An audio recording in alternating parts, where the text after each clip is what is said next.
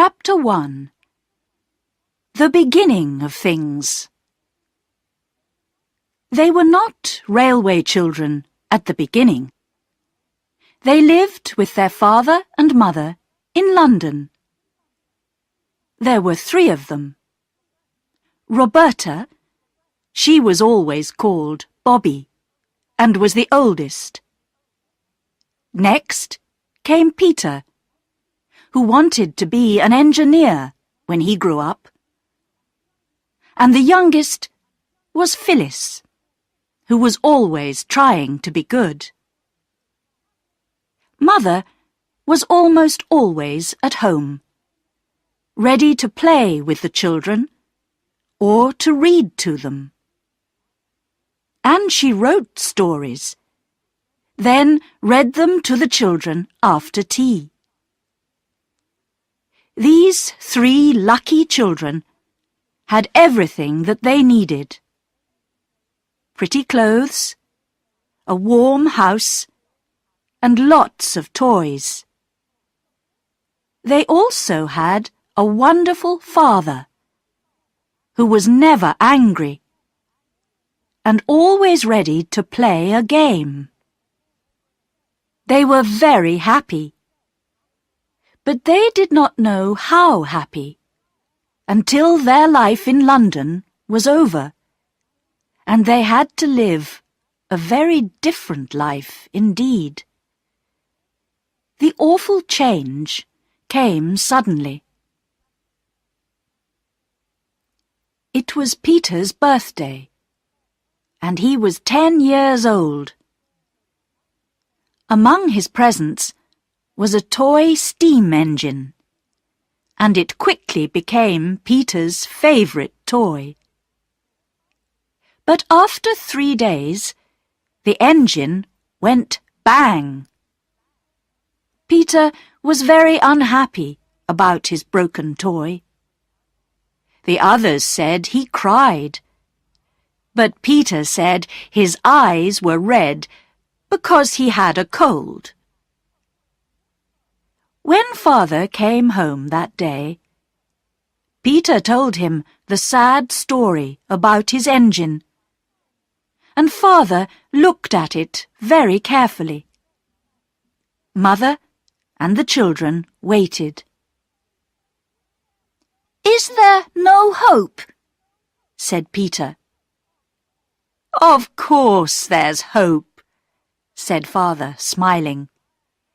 "I'll mend it on Saturday, and you can all help me." Just then, someone knocked at the front door. A few moments later, Ruth, the maid, came in. "There are 2 gentlemen to see you," she said to Father. "Now, who can they be?" said Father. "Try to be quick, dear," said his wife. "It's nearly time for the children to go to bed." But the 2 men stayed and stayed. Father's voice got louder and louder in the next room, but the children and Mother could not hear what was said. Then Ruth came back and spoke to Mother. "He wants you to go in, Ma'am," she said. "I think he's had bad news. Be ready for the worst." Mother went into the next room, and there was more talking. Soon after, the children heard Ruth call a taxi. Then there was the sound of feet going outside and down the steps. Mother came back, and her face was white. "It's time to go to bed," she said to the children. "Ruth will take you upstairs." "But Father," began Phyllis. "Father's had to go away on business," said Mother. "Now, go to bed, darlings?" Bobby whispered, "It wasn't bad news, was it?" "No, darling," said Mother. "I can't tell you anything tonight. Please go now." Mother went out early the next morning, and it was nearly 7 o'clock before she came home. She looked ill and tired, and the children asked her no questions. Mother drank a cup of tea. Then she said, "Now, my darlings, I want to tell you something. Those men did bring bad news last night. Father will be away for some time, and I'm very worried." "Is it something to do with the government?" asked Bobby. The children knew that Father worked in a government office. "Yes," said Mother. "Now don't ask me any more questions about it. Will you promise me that?" The children promised. Everything was horrible for some weeks. Mother was nearly always out. Ruth, the maid, went away. Then Mother went to bed for 2 days, and the children wondered if the world was coming to an end. One morning, Mother came down to breakfast. Her face was very white, but she tried to smile. "We have to leave our house in London," she said. "We're going to live in the country, in a dear little white house near a railway line. I know you'll love it." A busy week followed, packing everything up in boxes. The children almost enjoyed the excitement. "We can't take everything," Mother told them. "Just the necessary things. We have to play being poor for a while." On their last night in the house, Peter had to sleep on the floor, which he enjoyed very much. "I like moving," he said. "I don't," said Mother, laughing.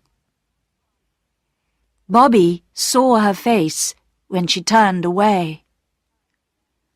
"Oh, Mother," she thought, "how brave you are. How I love you."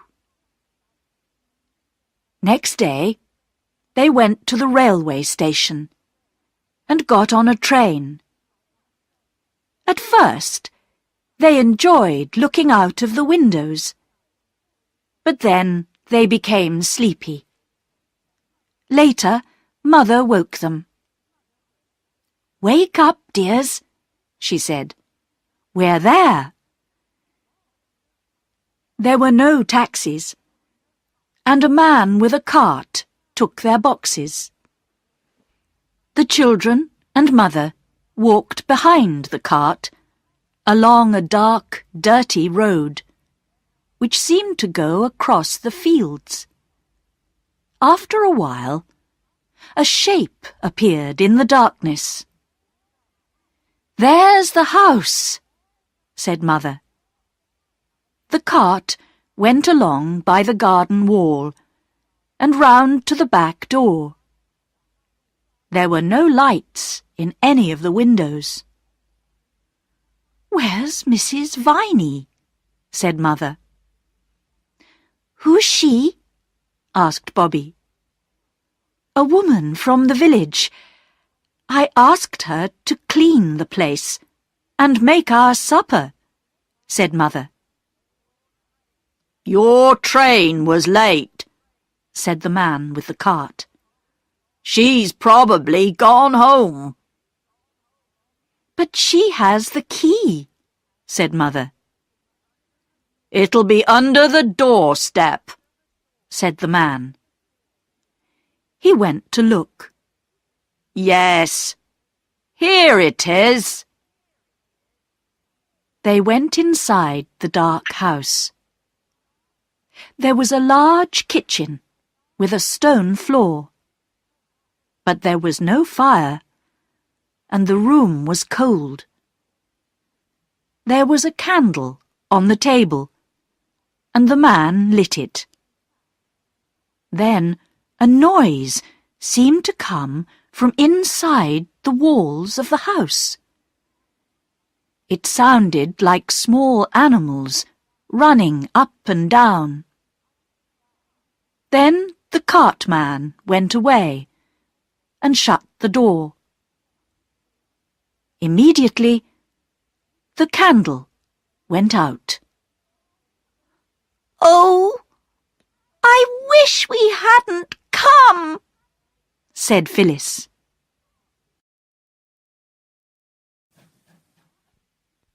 Chapter 2. Peter and the Coal.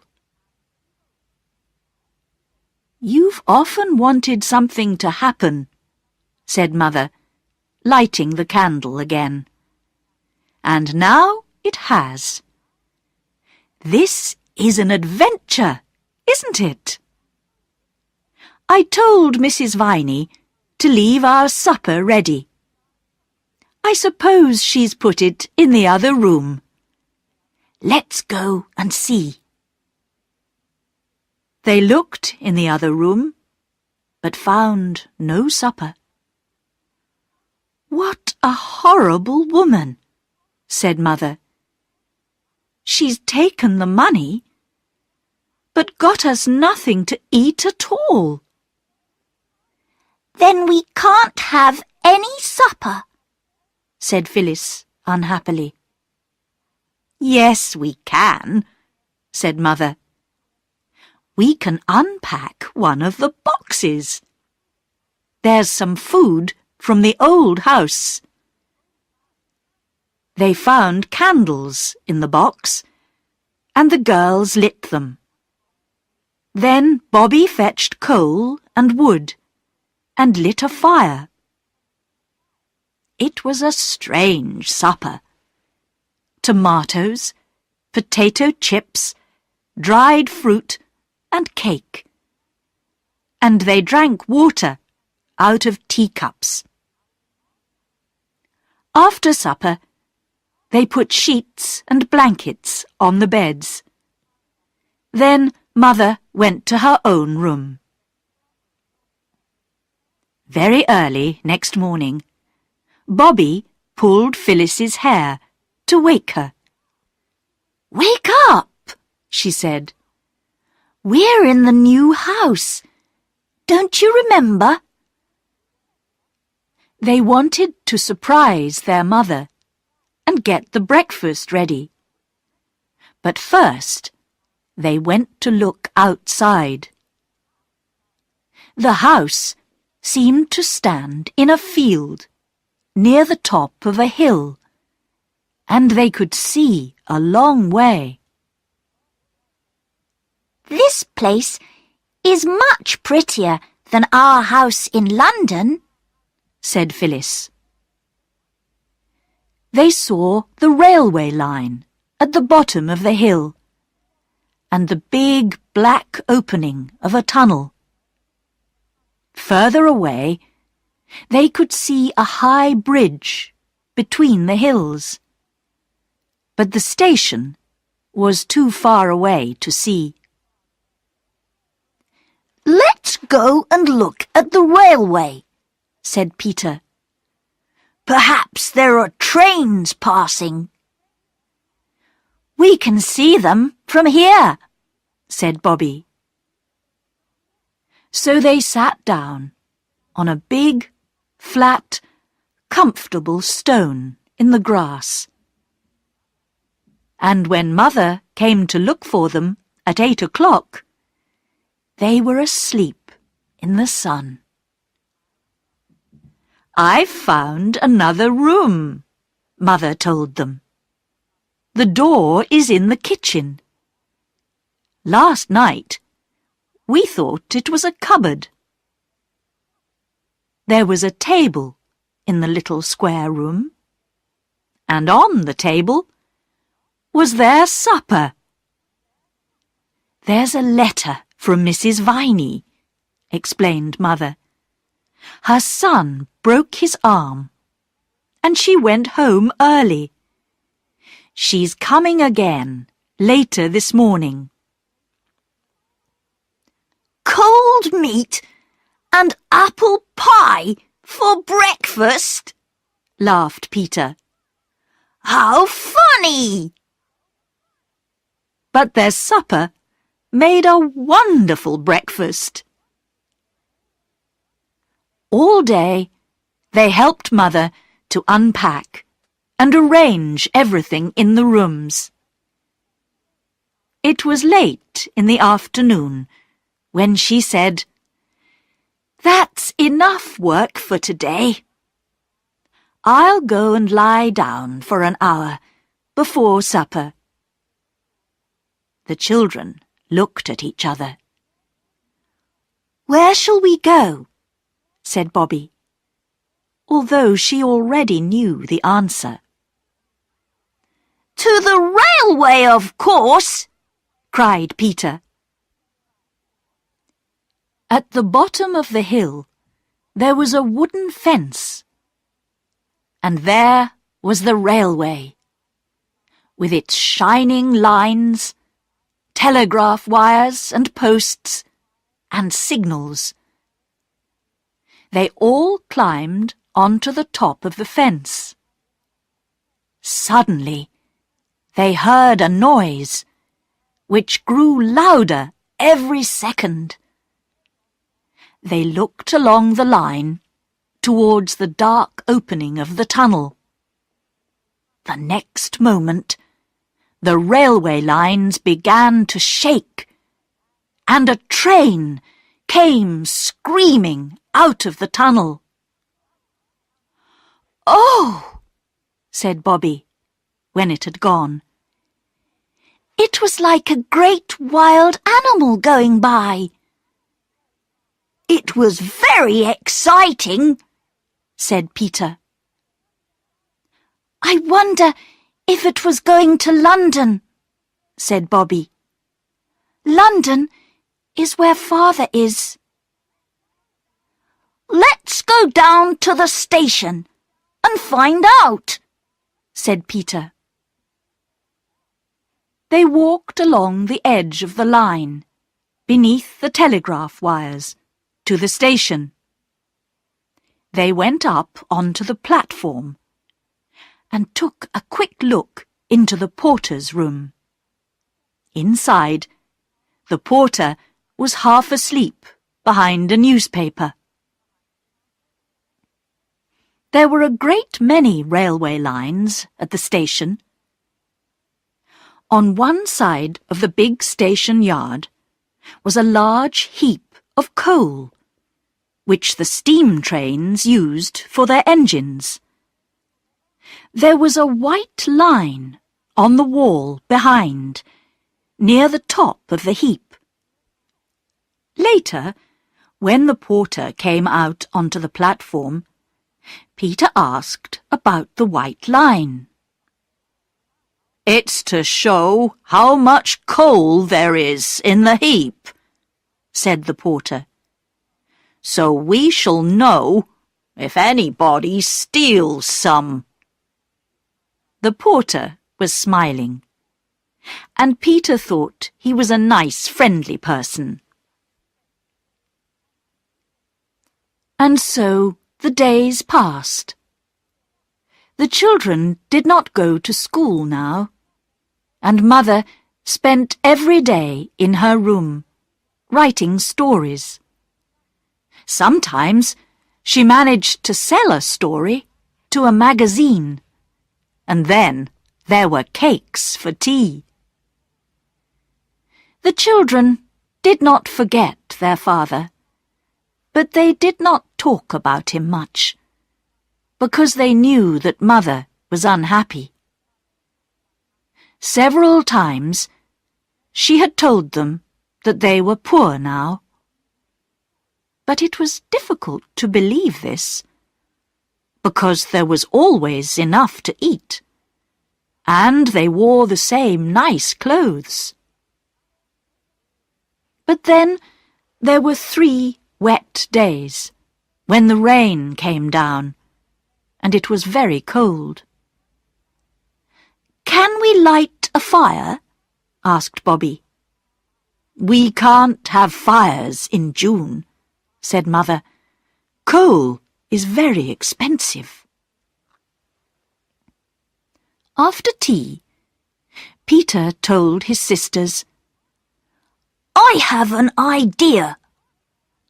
I'll tell you about it later, when I know if it's a good one."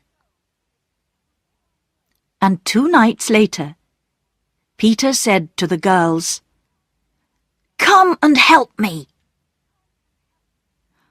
On the hill, just above the station, there were some big stones in the grass. Between the stones, the girls saw a small heap of coal. "I found it," said Peter. "Help me carry it up to the house." After 3 journeys up the hill, the coal was added to the heap by the back door of the house. The children told nobody. A week later, Mrs. Viney looked at the heap by the back door and said, "There's more coal here than I thought there was." The children laughed silently and said nothing. But then came the awful night when the station master was waiting for Peter in the station yard.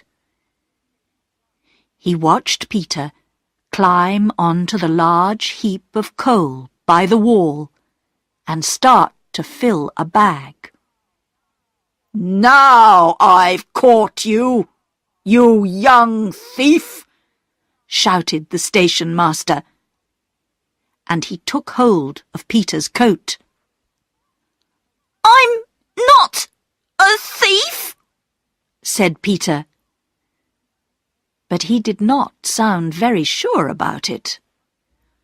"You're coming with me to the station," said the station master. "Oh, no!" cried a voice from the darkness. "Not the police station?" cried another voice. "No, the railway station," said the man, surprised to hear more voices. "How many of you are there?" Bobby and Phyllis stepped out of the darkness. "We did it too," Bobby told the station master. "We helped carry the coal away, and we knew where Peter was getting it." "No, you didn't," said Peter angrily. "It was my idea." "We did know," said Bobby. "We pretended we didn't, but we did." The station master looked at them. "You're from the White House on the hill," he said. "Why are you stealing coal?" "I didn't think it was stealing," said Peter. "There's so much coal here. I took some from the middle of the heap, and I thought nobody would mind. And Mother says we're too poor to have a fire. But there were always fires at our other house, and—" "Don't," Bobby whispered to Peter. There was a silence, and the station master thought for a minute. Then he said to Peter, "I won't do anything this time. But remember, this coal belongs to the railway. And even from the middle of the heap, it's still stealing." And the children knew he was right. Chapter 3. The Old Gentleman. The children could not keep away from the railway, and they soon got to know the trains that passed by. There was the 9:15 and the 10:07 and the midnight train that sometimes woke them from their dreams.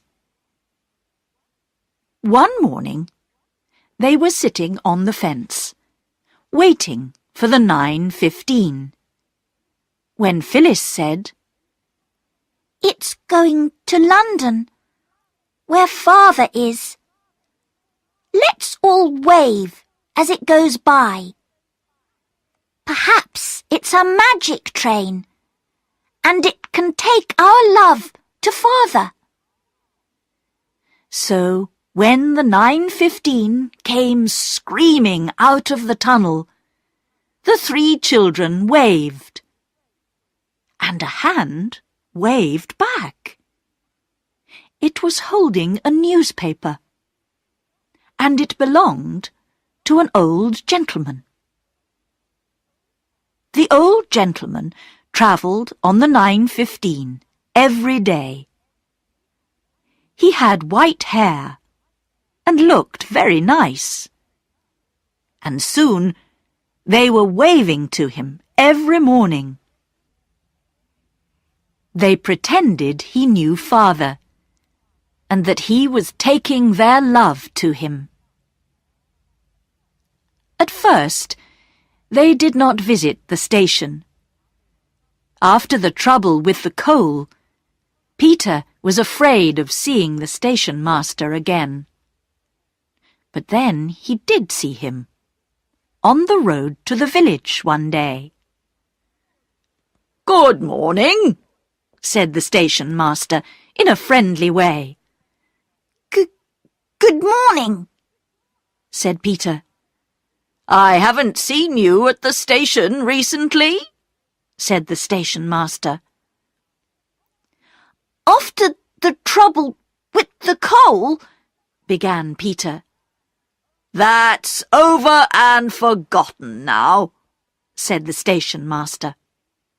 "You come to the station when you like." "Oh, thank you," said Peter. And the three children went the very same day. They spent a happy 2 hours with the porter, a nice, friendly man called Perks, who answered all their questions about trains and railways. The next day, Mother stayed in bed because her head ached so badly. She was very hot and would not eat anything, and Mrs. Viney told her to send for Dr. Forrest. So Peter was sent to fetch the doctor. "I expect you want to be nurse," Dr. Forrest said to Bobby after he had seen Mother. "Your mother is ill and must stay in bed. I'll send some medicine for her, but she will need fruit and milk and some other special things that I'll write down on a piece of paper for you." When the doctor had gone, Bobby showed Mother the piece of paper. Mother tried to laugh. "Impossible," she said. "We can't buy all those things. We're poor, remember?" Later, the children talked together. "Mother must have those things," said Bobby. "The doctor said so. How can we get them for her? Think, everybody, just as hard as you can." They did think. And later, when Bobby was sitting with Mother, the other two were busy with a white sheet, some black paint, and a paintbrush. The next morning, the 9:15 came out of the tunnel, and the old gentleman put down his newspaper, ready to wave at the three children. But this morning, there was only one child. It was Peter. Peter was showing him the large white sheet that was fixed to the fence. On the sheet were thick black letters that read, "Look out at the station." A lot of people did look out at the station, but they saw nothing strange. But as the train was getting ready to leave, the old gentleman saw Phyllis running towards him. "I thought I was going to miss you," she shouted, and pushed a letter into his hand through the window as the train moved away. The old gentleman sat back in his seat and opened the letter. This is what he read.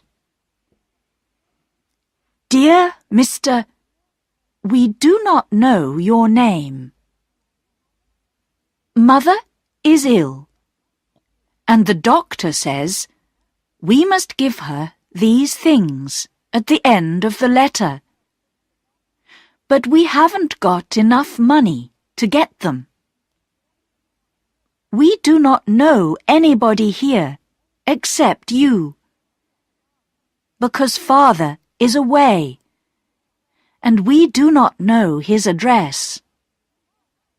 Father will pay you, or if he has lost all his money, Peter will pay you when he is a man.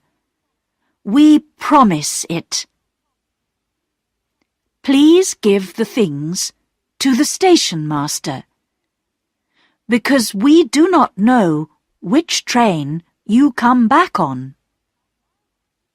Tell him the things are for Peter, the boy who was sorry about the coal. Then he will understand. Bobby, Phyllis, Peter."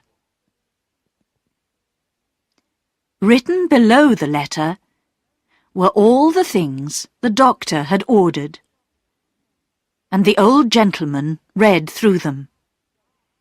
His eyes opened wide with surprise, but he smiled. At about 6 o'clock that evening, there was a knock at the back door. The three children hurried to open it, and there stood Perks, the friendly porter, with a large box. He put it on the floor. "The old gentleman asked me to bring it," he said. Perks left, and the children opened the box. Inside were all the things they had asked for, and some they had not. Some wine, 2 chickens, 12 big red roses, and there was a letter. "Dear Bobby, Phyllis, and Peter, Here are the things you need. Your mother will want to know where they came from. Tell her they were sent by a friend who heard she was ill.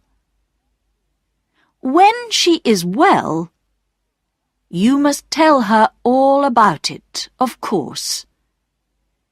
And if she says you were wrong to ask for the things, tell her that I say you were right, and that I was pleased to help. The name at the bottom of the letter was G.P. something. The children could not read it. I think we were right, said Phyllis. Of course we were right, said Bobby. I hope Mother thinks we were right too, said Peter. But he didn't sound very sure.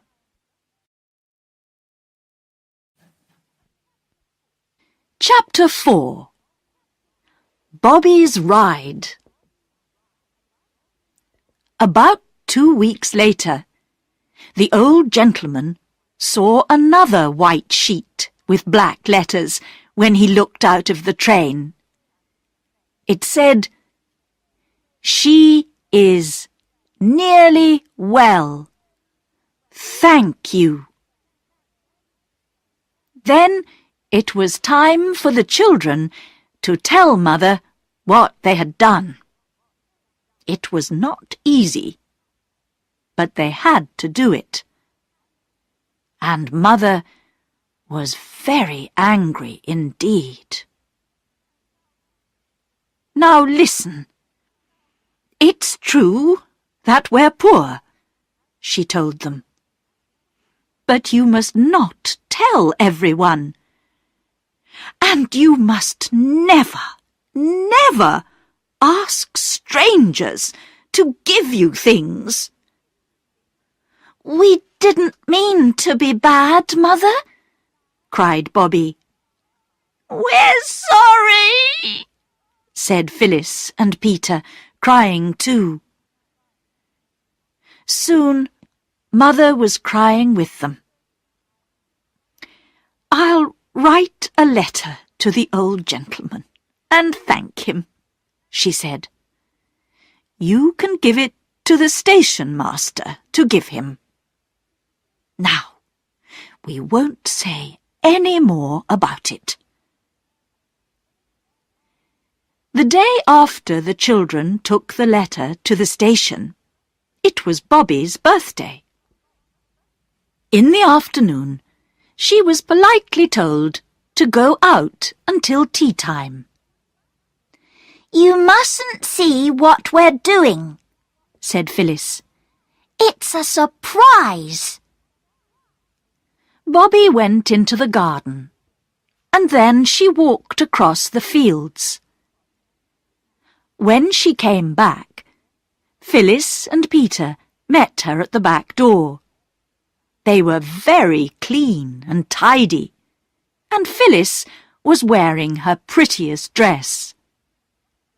There was just enough time for Bobby to make herself tidy before they called her into the front room. Mother, Peter, and Phyllis were standing near the table, and there were 12 lighted candles on it, one for each of Bobby's years. The table was covered with beautiful flowers from the fields and garden, and there were some interesting little boxes too. Happy birthday, Bobby! They shouted happily. Open your presents! They were very nice presents. There was a pretty handkerchief with flowers on it from Phyllis. A lovely little silver brooch of Mother's, shaped like a rose, which Bobby had loved for years. There were 2 blue glass vases from Mrs. Viney, and there were 3 birthday cards with pretty pictures. "This is my present," said Peter, putting his toy steam engine on the table. It was full of sweets. Bobby looked surprised, because just for a moment she thought Peter was giving her the engine. "Not the engine," he said quickly. "Only the sweets." But he had seen the look on her face. "I mean, not all the engine. You can have half, if you like," he said bravely. "Thank you, Peter," said Bobby. "It's a wonderful present." And she thought, it was very kind of Peter to give me half of his engine. Well, I'll have the broken half, and I'll get it mended. It was a lovely birthday. But later that night, Bobby came silently down the stairs to get her presents. She saw her mother sitting at the table, with a pen and some writing paper in front of her. "She's writing to Father," thought Bobby. But at that moment, Mother wasn't writing. Her head was on her arms, and her arms lay on the table. "It's my birthday, and she doesn't want me to know she's unhappy," thought Bobby. "Well, I won't know. I won't know." And she went quietly back to her room. But it was a sad end to the birthday. The next day, Bobby put Peter's engine in a box and took it down to the railway. She did not go to the station, but she went along the line to the place where the engines stopped. When the next train came in, Bobby went across the line and stood beside the engine. She had never been close to one before, and it was very big. The driver and the fireman did not see her. They were talking to Perks, the porter, who was on the other side of the line. "Excuse me," began Bobby. But the men did not hear her, because the engine was making a lot of steam and noise. Bobby climbed onto the step of the engine. But at that moment, the train began to move. Bobby fell inside, onto a heap of coal. "Help!" she cried. But still the men didn't see or hear her. "I shouldn't be here," she thought, as the train went faster. "I'll be in terrible trouble." She put out a hand and touched the nearest arm, and the driver turned round quickly. "What are you doing here?" he shouted, and Bobby began to cry. This seemed to worry the 2 men, and they took several minutes to calm Bobby down and to stop her crying. Then the fireman said, "Now, tell us why you're here. It's not every day a little girl falls into our steam engine." Bobby picked up the box with Peter's toy engine inside it.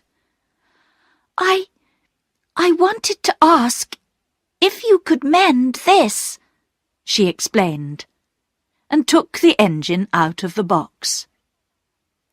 Everybody on the railway seemed so good and kind. I didn't think you'd mind. The driver took the little engine, and the two men looked at it silently, not speaking for several minutes. Bobby waited. "What do you think, Jim?" said the driver at last. "Can we help the little lady?" The fireman smiled. "I should think we can." "Oh, thank you," said Bobby. "But now we must make sure that you get home safely," said the driver. Bobby stayed on the train until it reached Stackpool Junction. She asked the two men all about driving a steam train, and they showed her the automatic brake and the little clock faces that told them how much steam the engine was making. It was all very interesting. At Stackpool Junction, the two railwaymen put her on another train and sent her home. Bobby was back in time for tea. "Where have you been?" asked the others. "To the station, of course," said Bobby. But she would not say another word. It was some weeks before Bobby took her brother and sister to meet the friendly engine driver and fireman. The two children were very surprised, and Peter was very excited when he saw his engine now as good as new again. And only then, as the three children walked home again, did Bobby tell the others about her adventures on the engine of the steam train.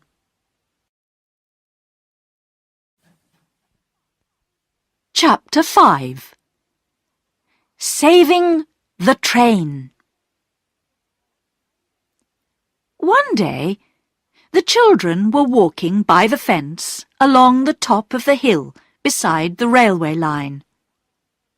The line here ran through a deep little valley, and the hillside on both sides of the line was very rocky. But among the rocks, grass and flowers grew, and many small trees. Phyllis stood by the fence and looked down to the lines at the bottom. "It's like looking down the side of a mountain," she said. Suddenly, they heard a noise. It was soft, but very clear, and slowly began to get louder. "Look at the tree over there!" cried Peter. The girls looked and saw a tree moving slowly downwards on the opposite side of the railway line. "It's magic," said Phyllis. "I knew the railway was magic. Look, some other trees are moving too." They watched as the trees moved on and on, grass and stones moving with them. Then a big rock began to move as well, and suddenly half the hillside was moving. A second or two later, everything came crashing down in a big heap on the railway line below. "It's right across the line," said Phyllis, feeling a little frightened now. Yes, said Peter slowly. And the 11:29 hasn't gone by yet. We must let them know at the station, or there will be an awful accident. There isn't time, said Bobby. It's past 11 now. They thought for a moment. We need something red. Then we could go down on the line and wave it, said Peter. Everyone knows that red means danger, and the train would stop. Our petticoats, said Phyllis. They're red. Let's take them off. The girls did this. Then the three of them ran along the line to a corner. When they were round the corner, it was impossible to see the heap of trees and rocks.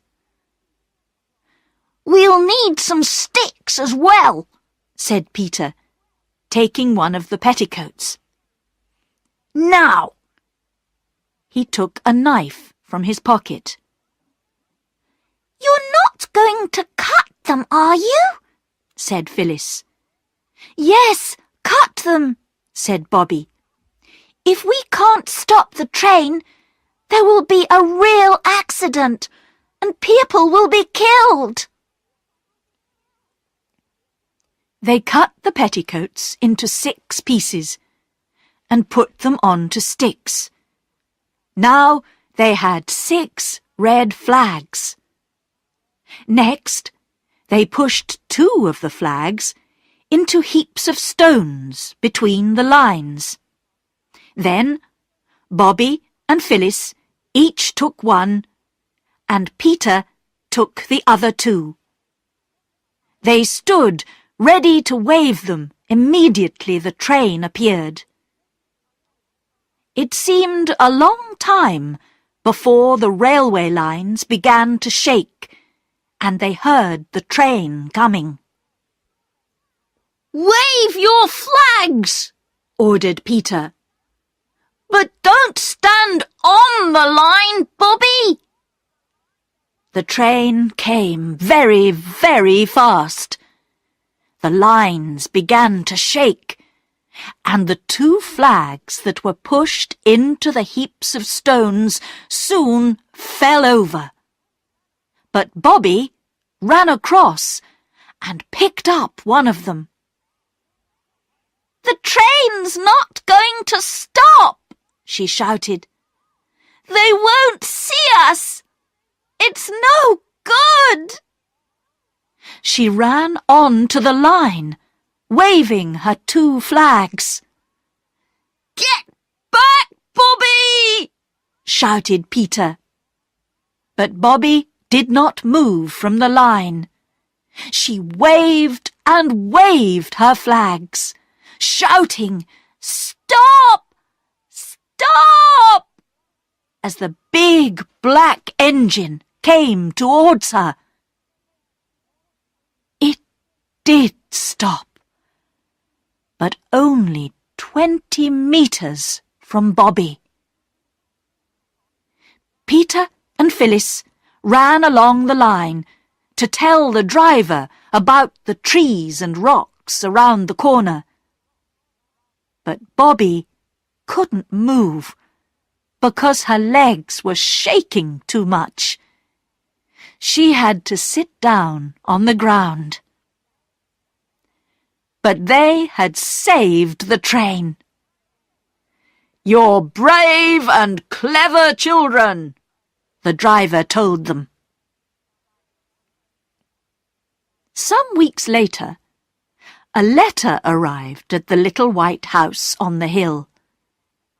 It was for Peter, Bobby, and Phyllis, and it said, Dear Sir and Ladies, we would like to say thank you for saving the train and stopping a very bad accident. Please come to the station at 3 o'clock on the 30th of the month, if this is a suitable day. J. Inglewood, Secretary, the Northern and Southern Railway Company. It was to be a very special day indeed. The 3 children went down to the station at the right time, dressed in their best clothes, and the station master came to meet them. "Come into the waiting room," he said. He took them into the room where people usually waited for the trains. But now there was a carpet on the floor, and flowers above the pictures on the walls. Perks the porter was there, and several men in high hats and long coats. There were ladies in expensive dresses, and people who had been on the train on Red Petticoat Day. Best of all, their own old gentleman was there, and he came across to shake their hands. Then everybody sat down on chairs, and an important-looking man got up to speak. He said nice things about the children, how brave and clever they were, and then he sat down. Next, the old gentleman got up and said more nice things about them. Then he called them across and gave each of them a beautiful gold watch. "These are from the Northern and Southern Railway Company," he said, "to say thank you for the brave and sensible thing that you did to save the train." It was a wonderful day, a day that seemed more like a dream than real life. Afterwards, the old gentleman walked with them to the little white house. "I want to meet the mother of these clever children," he said. Mother was surprised to see their visitor, but she thanked him again for the things he had sent when she was ill. Then they talked about Red Petticoat Day, and the children showed Mother their watches and told her about the people at the station. "I've been very pleased to meet you," Mother said to the old gentleman when it was time for him to leave. "I'm sorry we can't ask you to come and see us again, but we live very quietly." The children thought this was very strange. They had made a friend, a very good friend, and they dearly wanted him to come and see them again. What did the old gentleman think? They didn't know. He looked closely at Mother and said, "I thank you, madam, for welcoming me to your house today." But Bobby was watching her mother's face as the old gentleman walked away. It was a sad, tired face. "She's thinking about Father," thought Bobby. Chapter 6. A Birthday for Perks. It was breakfast time, and Mother was smiling. "I've sold another story, darlings," she said. "We can have cakes for tea." The 3 children looked at each other. Then Bobby said, "Can we have the cakes on Thursday instead of today? It's Perks's birthday on Thursday." "How do you know?" asked Mother. I showed him my brooch, the one you gave me for my birthday, and I asked him about his birthday. He says he doesn't keep birthdays anymore because he has other things to keep, his wife and children. But he said it was on the 15th, and that's Thursday. And we thought we could make a birthday tea for him, said Peter. He's been very good to us. All right, said Mother. But cakes didn't seem a very exciting birthday present.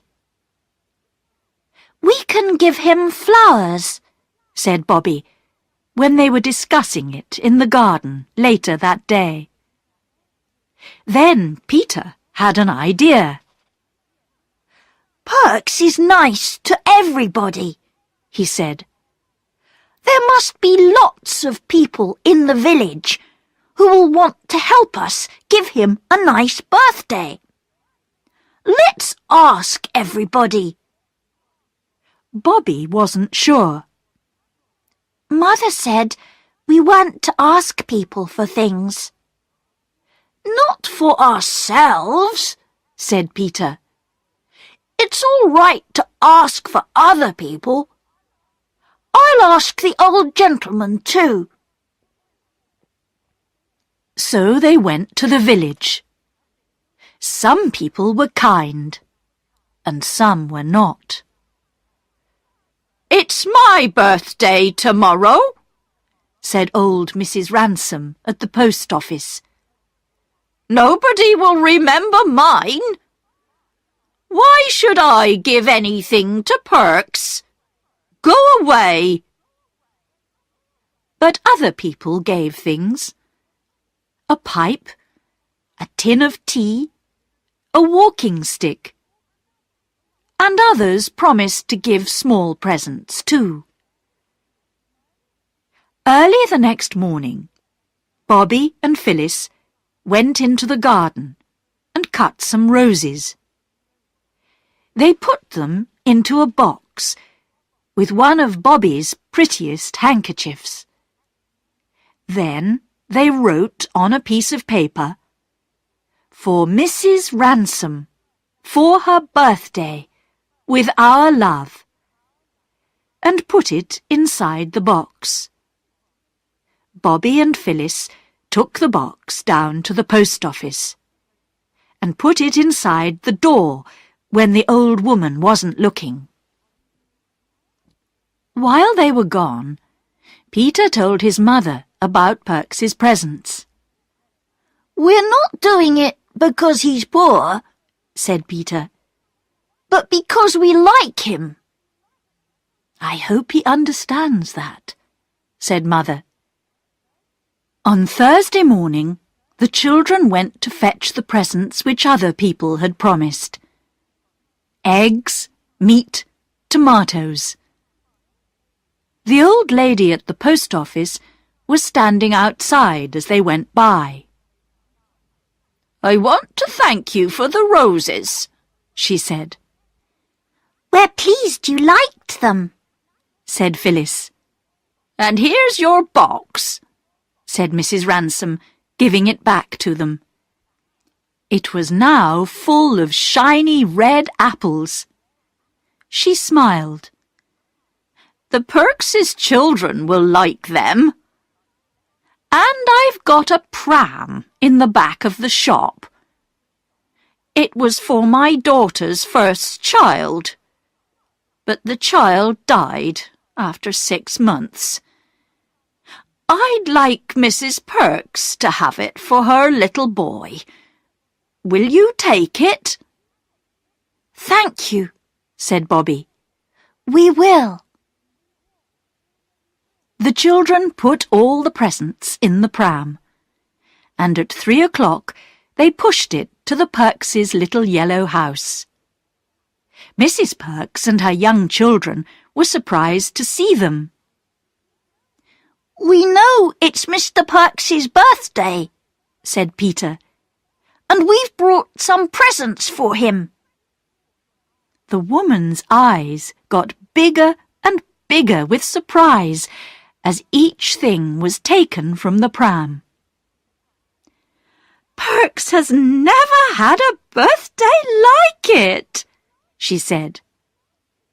The cakes and the presents were put on the table. Then the children hid in the other room when they heard Perks coming home from work. They wanted to surprise him by jumping out and saying "Happy Birthday" after he'd seen the presents. "What's all this?" they heard him say. "What's that pram doing here?" His wife explained, but too quietly for the children to hear. But they heard Perks shout, "I'm not having any of it! We've managed all these years, asking people for nothing, and I'm not going to start taking things now.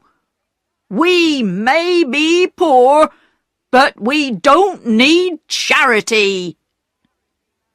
Bobby ran into the other room. "We thought you'd be pleased," she cried. "We didn't mean to do anything wrong," said Peter, following her. I'll never be kind to anyone again," said Phyllis, starting to cry. "Don't you understand?" said Perks. "People in the village will laugh at me. Poor Perks, he can't take care of his own family. We have to give him things. That's what they'll be saying now." "No," cried Bobby. "It's not charity. People were happy to give you birthday presents. The man at the village shop said, 'I'm pleased to give something to Mr. Perks. He always pays his bills.' And the woman at the post office wanted you to have the pram. It was for her granddaughter, but the little girl died." "I'm not sending the pram back, Bert," said Mrs. Perks when she heard this, "so don't ask me to." I won't," said Perks quietly. "And other people said you were kind and polite and hard-working," said Bobby. "They wanted to give you a birthday present. The old gentleman gave Peter £1 for you. He said you were a man who was good at his work. We thought you would like—" "Stop!" Perks said suddenly. "I take back every word I said. I don't know if I was ever so pleased. Not only with the presents, but with the kind thoughts of our neighbours. They're the best presents of all, aren't they, Nell?" "They are," agreed his wife happily. Perks looked at the children. "You'll stay to tea, won't you?" he said. "Oh, yes, please," they said.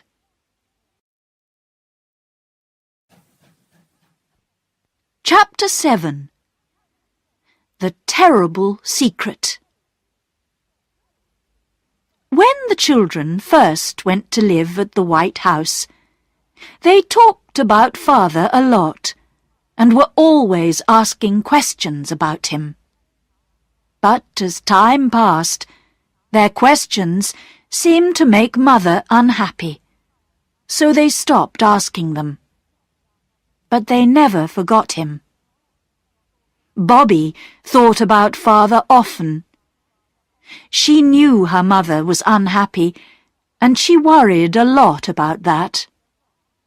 And why was Father away for so long? Was there something that Mother wasn't telling them?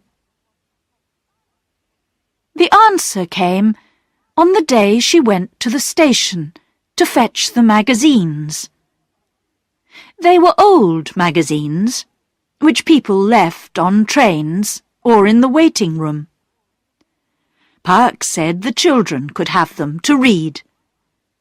And one day Bobby went to fetch them. "I'll just put some newspaper round them to keep them together," said Perks, and he took an old newspaper from the heap. The magazines were heavy, and Bobby stopped to rest on the way home. She sat on the grass and dropped them beside her. As she did this, she looked at the newspaper and read some of the words on the page. And it was like a terrible dream. She never remembered how she got home, but she went to her room and locked the door. Then she took the newspaper off the magazines and looked at it again. The words seemed to jump at her. 5 years in prison for spy. And the name of the spy was the name of her father. Bobby was very quiet at tea time. "Is anything wrong?" Mother asked her. "I'm all right," said Bobby. But after tea, Mother went up to Bobby's room. "What's the matter?" she wanted to know. For an answer, Bobby took the newspaper from under her bed and showed it to her mother. "Oh, Bobby!" cried Mother. "You don't believe it, do you? You don't believe Daddy is a spy?" "No!" said Bobby. "He's good and honest, and he's done nothing wrong," said Mother. "We have to remember that." "What happened?" asked Bobby. "You remember the 2 men who came to see Daddy at the old house, don't you?" said Mother. "They said he was a spy, and that he'd sold government secrets to another country.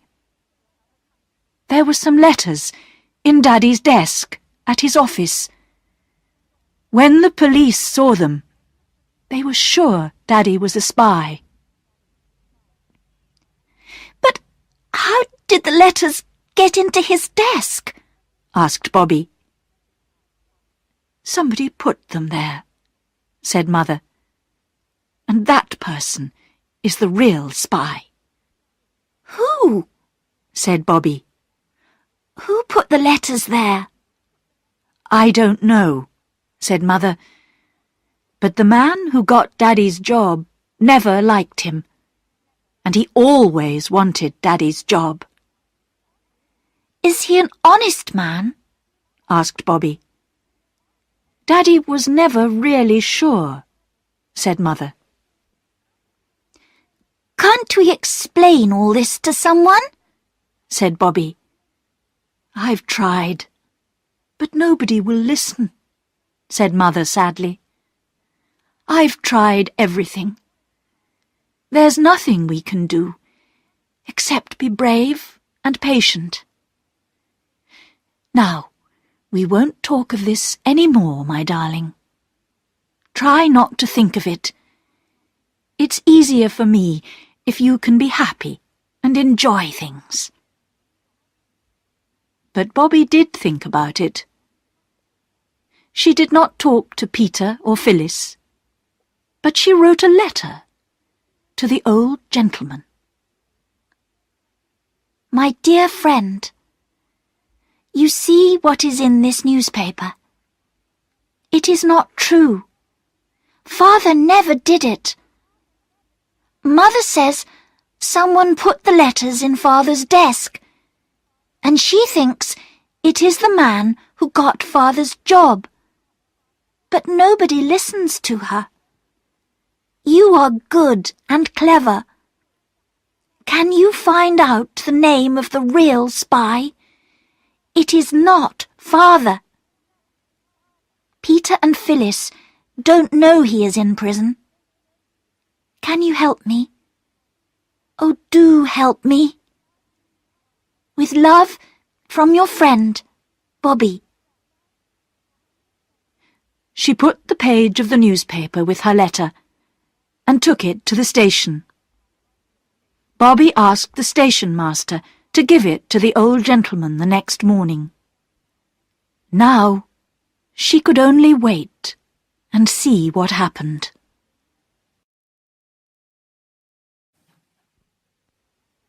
Chapter 8. The Boy in the Red Shirt.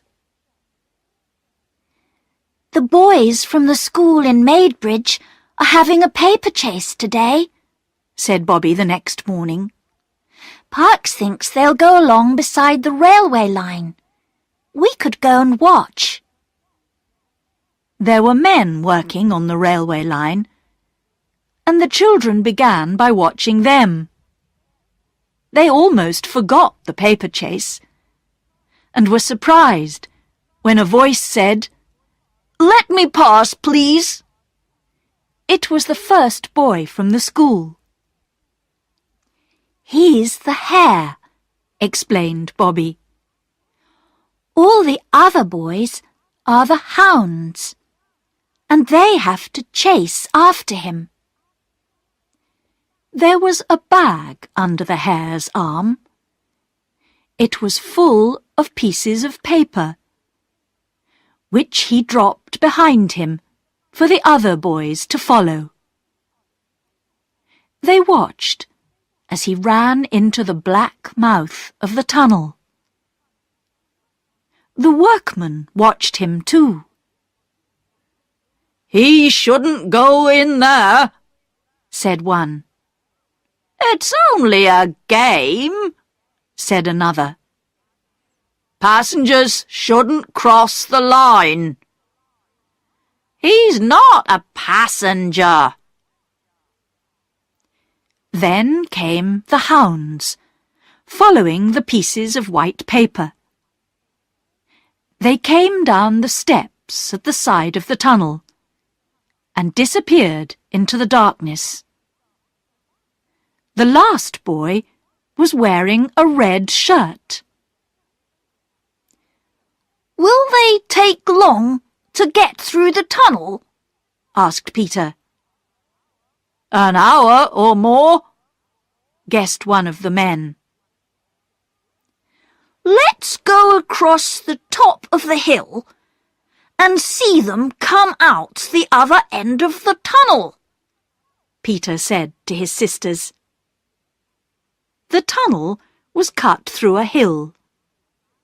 They climbed over stones and through narrow openings between trees. And at last they reached the very top of the hill. "It's lovely up here," said Bobby, as she looked across the fields. "It was worth the climb." "The paper chase is worth the climb," said Phyllis. "But hurry, or we'll miss it." But there was plenty of time, and they had to wait at the other end of the tunnel. "Look! Here he comes!" shouted Peter at last. The hare came very slowly out of the shadows of the tunnel. Soon after came the hounds. They were going slowly too, and looked very tired. "What shall we do now?" said Bobby. "That's not the last," said Peter. "The hound in the red shirt isn't out yet."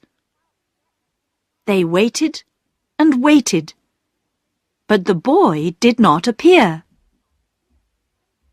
The children began to worry, and they climbed down to the mouth of the tunnel. But they couldn't see a boy in a red shirt. "Perhaps he's had an accident," said Peter. "Let's go and look." The tunnel was dark after the sunshine outside, and they walked beside the line. "If a train comes, stand flat against the wall," said Peter. His voice sounded very different inside the tunnel walls. "I don't like it," said Phyllis. There was a low noise on the railway line. "What's that?" said Peter. "It's a train," said Bobby. "Let me go back!" cried Phyllis. "It's quite safe," said Bobby. "Stand back." The train came towards them, and the noise got louder and louder. Then it was screaming past, and they could feel the hot air and smell the smoke. They pushed themselves flat against the tunnel wall. "Oh!" said the children after it was gone. Peter took the end of a candle from his pocket, and his hand was shaking when he lit it with a match. "Come on," he said, and the three of them went deeper into the darkness of the tunnel. The boy in the red shirt was on the ground beside the line. His eyes were closed, and he did not move when they reached him. Is he dead?" asked Phyllis. "Dead? No," said Peter. And slowly the boy opened his eyes. I think I've broken my leg," he said. "How did you get here?" "We saw you all go into the tunnel, and then we went across the hill to see you all come out," explained Peter. "The others came out, but you didn't. So we came to look for you." "You're very brave," said the boy. "Can you walk if we help you?" said Bobby. "I can try," said the boy. He did try, but he could only stand on one foot. "Oh, I must sit down. The pain is awful." He sat down again and closed his eyes. The others looked at each other. "You must go and get help," said Bobby quickly. "I'll stay with him. You take the longest bit of candle, but be quick." Peter looked worried. "Let me stay, and you and Phyllis go." "No," said Bobby. "You two go, and lend me your knife. I'll try and cut his boot off before he wakes up again.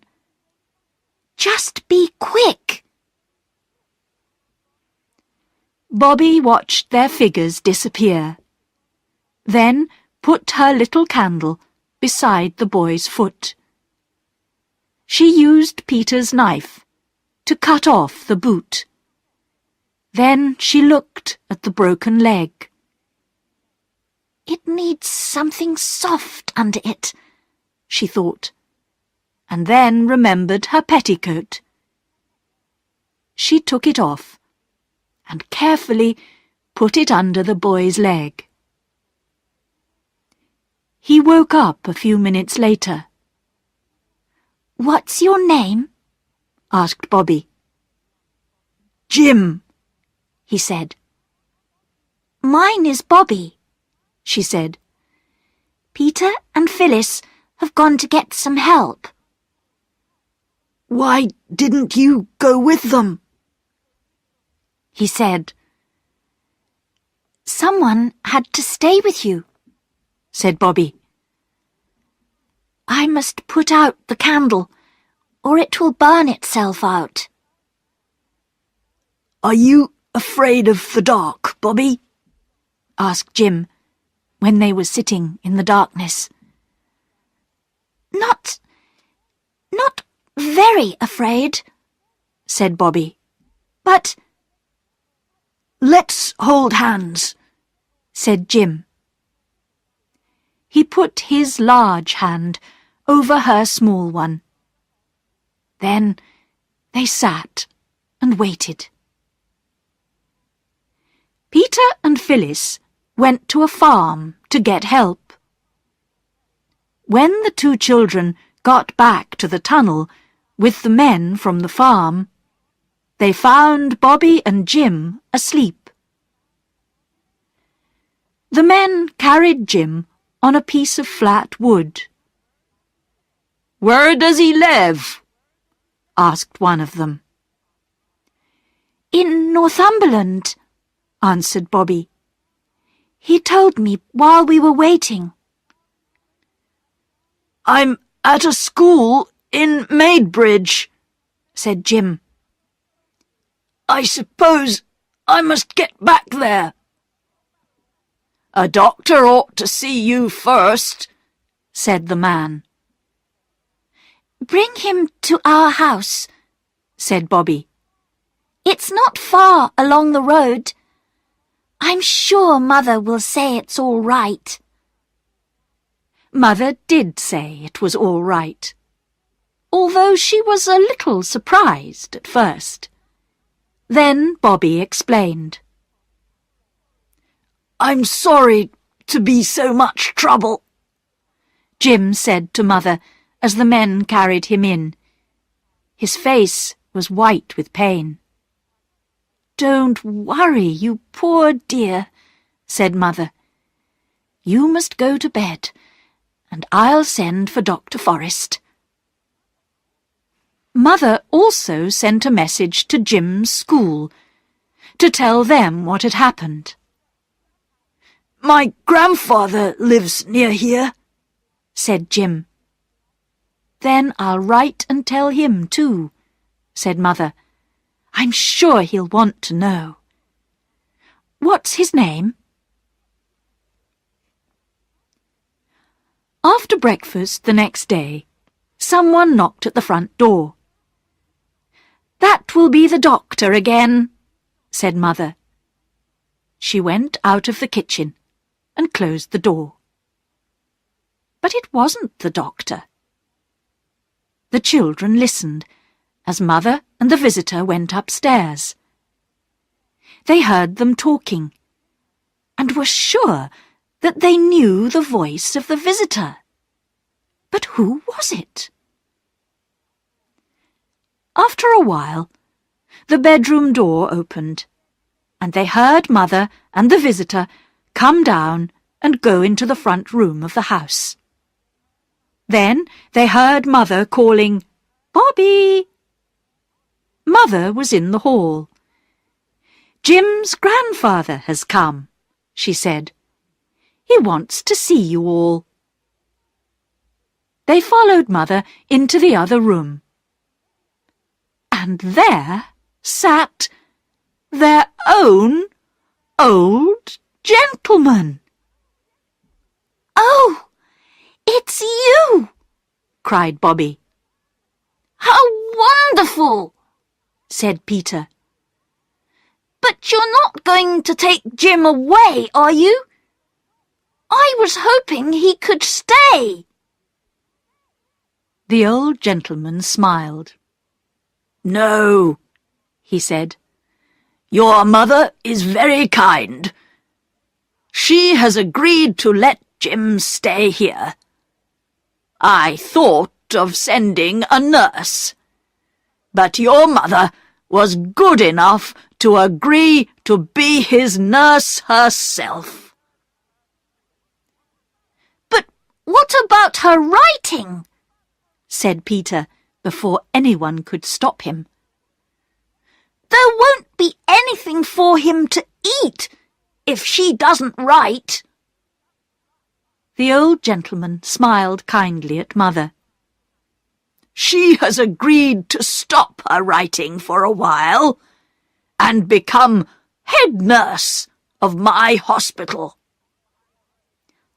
"Oh," said Phyllis.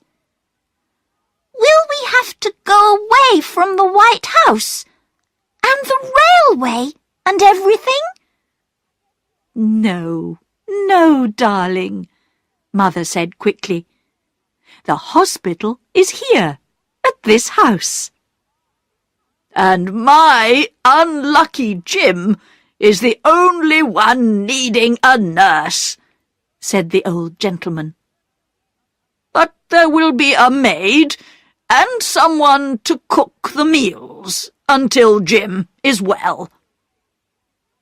"Then will Mother start writing again?" asked Peter.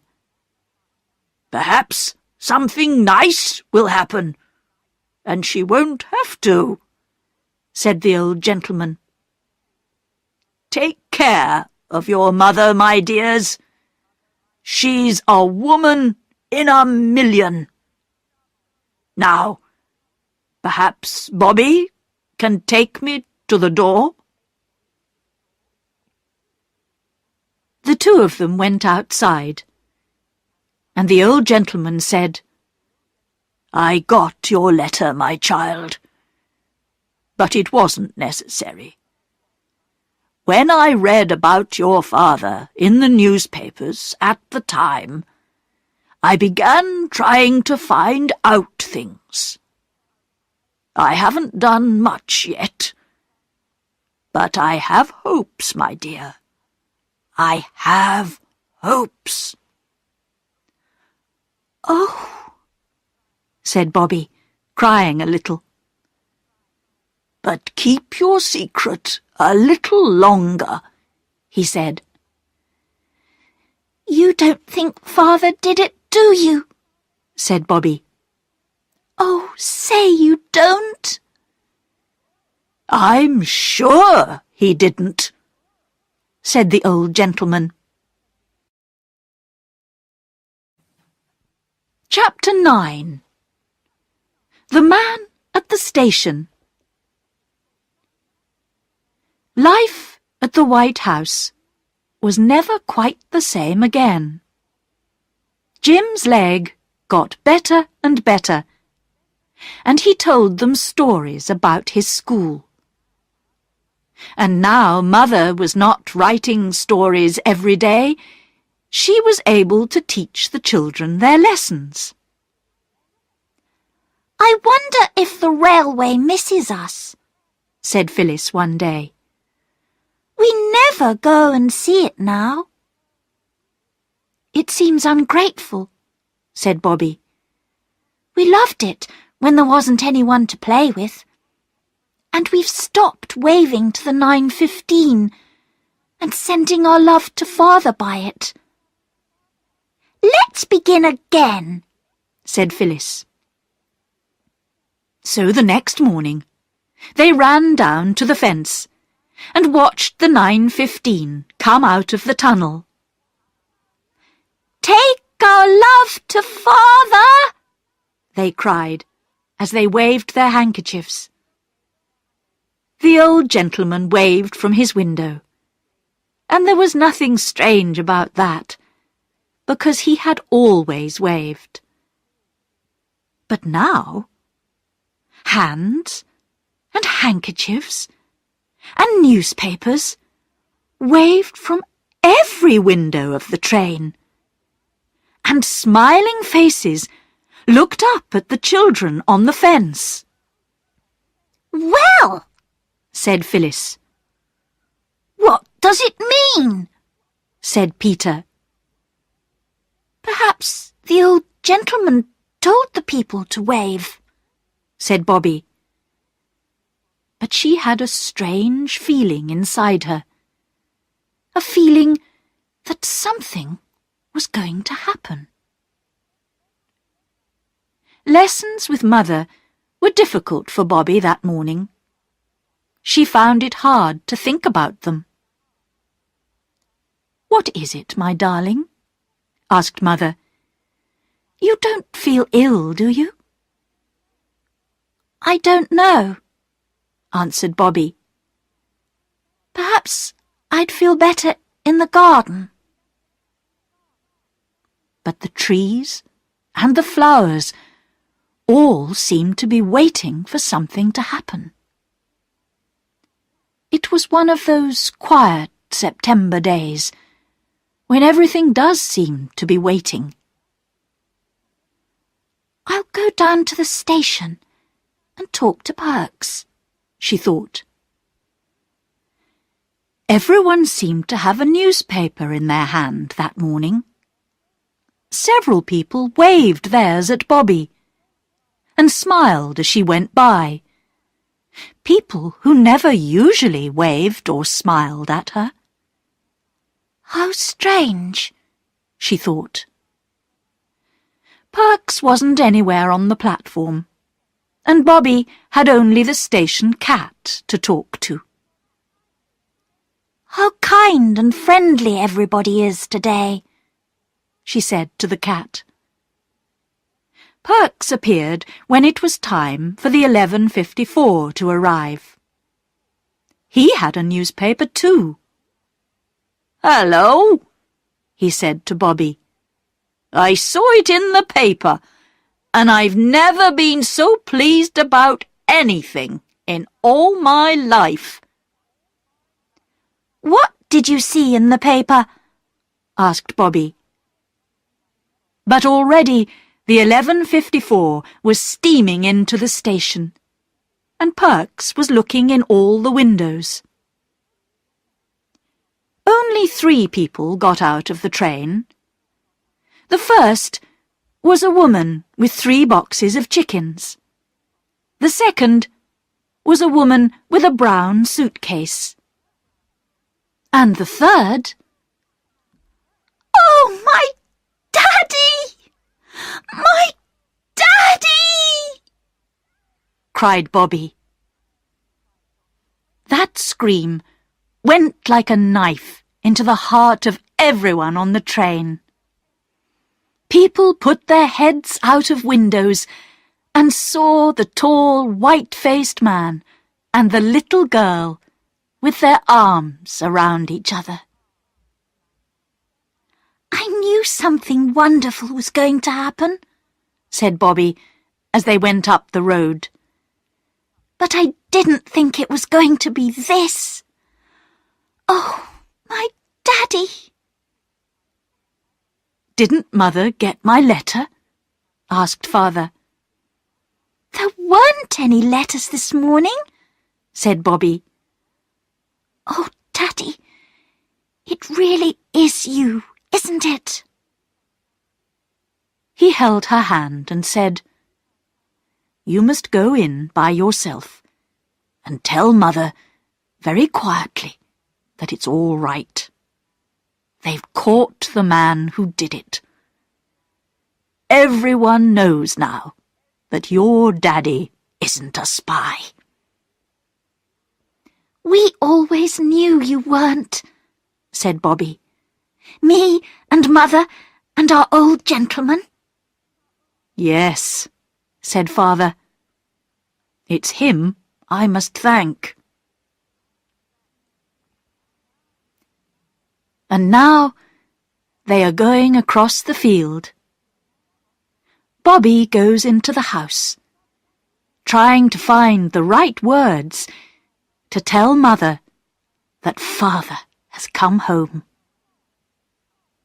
Father is walking in the garden. waiting. He is looking at the flowers, but he keeps turning towards the house. Now the door opens. Bobby's voice calls, Come in, Daddy.